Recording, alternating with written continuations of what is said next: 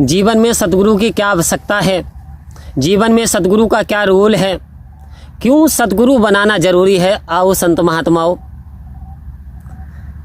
जब भगवान श्री राम का जिक्र है कि चित्रकूट के धाम पर भई संतन के भेड़,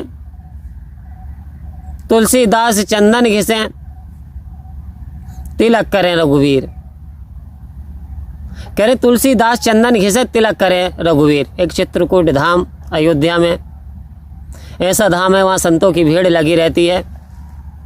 तो कह रहे हैं वहाँ तुलसीदास जी चंदन घिसते हुए रह गए और रघुवीर यानी भगवान श्री राम तिलक लगा करके भी चले गए, क्योंकि अब उनको पहचान नहीं थी कि भगवान राम हैं, लेकिन आत्मा चाहती थी कि भगवान राम के दर्शन हो, लेकिन दर्शन होते हुए भी दर्शन नहीं कर पाए, यानी आंखें होते हुए भी देख नहीं पाए।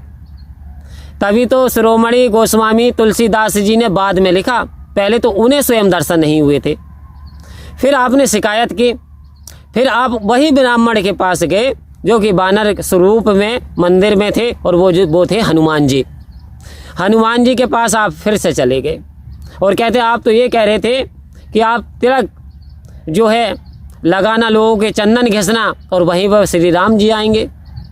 कह रहे मैं तो चंदन घिसता रहता हूँ, लेकिन मुझे तो भगवान राम के दर्शन नहीं हुए जी। कह रहे हैं अच्छा चंदन, लेकिन भगवान राम तो आन करके भी चले गए।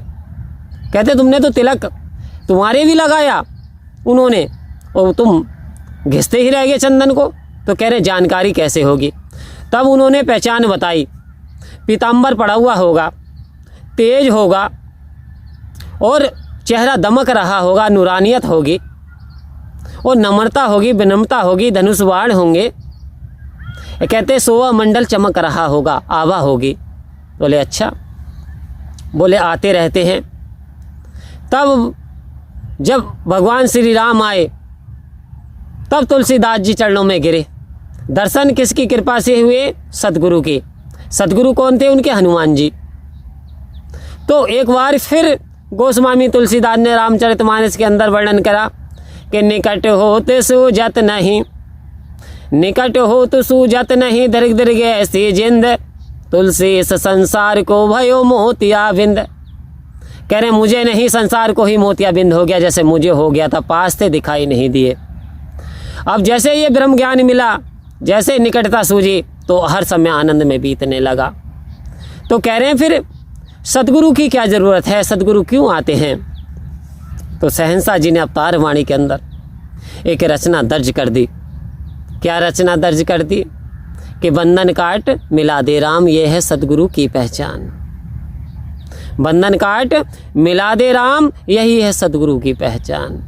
कहते सतगुरु आता है इस जग अंदर करने केवल परोपकार। सतगुरु आता है इस जग अंदर करने को इस रूह का उद्धार। सतगुरु आता है इस जग अंदर केवल करने को परोपकार। सतगुरु आता है इस जग अंदर सारे ही संसार के खातिर। आओ संत महात्माओं, जब परमात्मा सतगुरु स्वरूप में आते हैं तो इस आत्मा का कल्याण करने के लिए आते हैं, इस आत्मा को मुक्ति दिलाने के लिए आते हैं, भव बंधन को तोड़ने के लिए आते हैं। और कहते हैं वही सतगुरु होता है जो सारे बंधनों को काट दे, तोड़ दे। अब बंधन क्या है?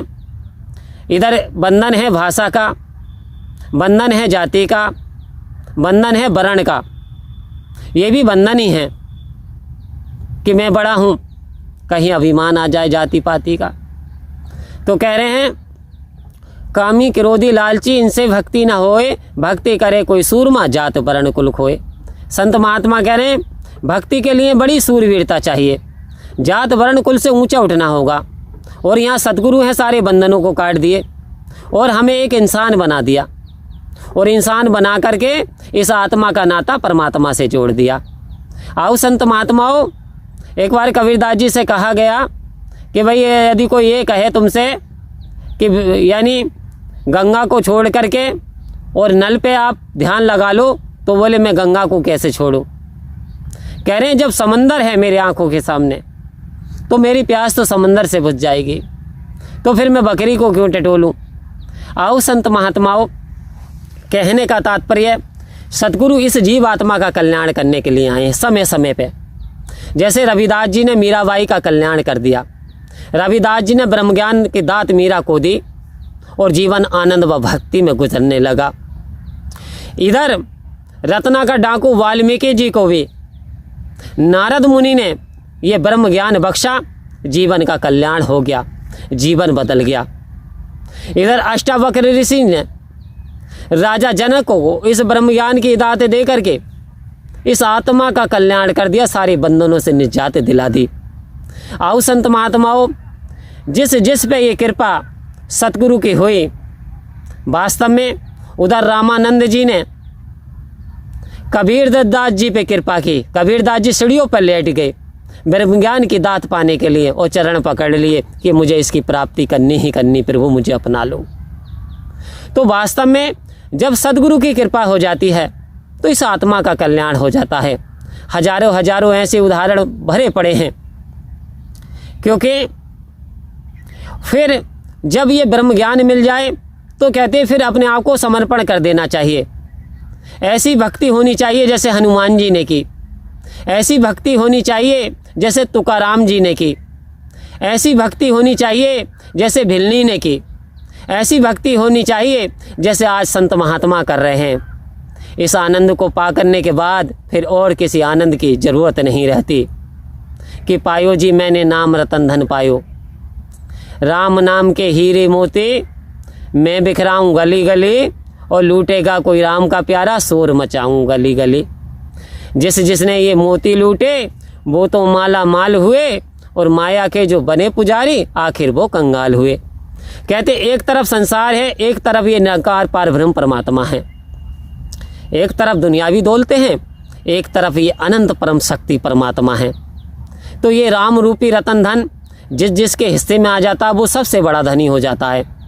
और ये जो शारीरिक है, दिखावटी है धन है, ये संसारिक धन है, तो कहा जग की शोभा रहेगी जग में अंत काम ना आएगी। कह रहे अंत में कौन काम में आएगा? अंत में काम में आएगी आपकी भक्ति, अंत में काम में आएगा ये ब्रह्म ज्ञान, अंत में काम में आएगा आपके अच्छे अमाल, आपकी नेक कमाई, आपकी अच्छी क्वालिटियाँ, आपका परहित, दूसरों की कितनी आपने भलाई की है, कितनी दूसरों की आंखों में आंसू दिए हैं। यदि आंसू दिए हैं तो याद रखना तुम्हारा भी भला होने वाला नहीं, क्योंकि दगा किसी का सगा नहीं। ना मानो तो कर देखो, जिन लोगों ने दगा करे आज जा कर के उनके घर उजड़ देखो। तो सदगुरु बताते हैं ये सच्चा रास्ता है, इसे अपना ले, वरना पतन में डूब जाएगा, गर्त में चला जाएगा, और गर्त में चला जाएगा तो फिर 84 में चला जाएगा।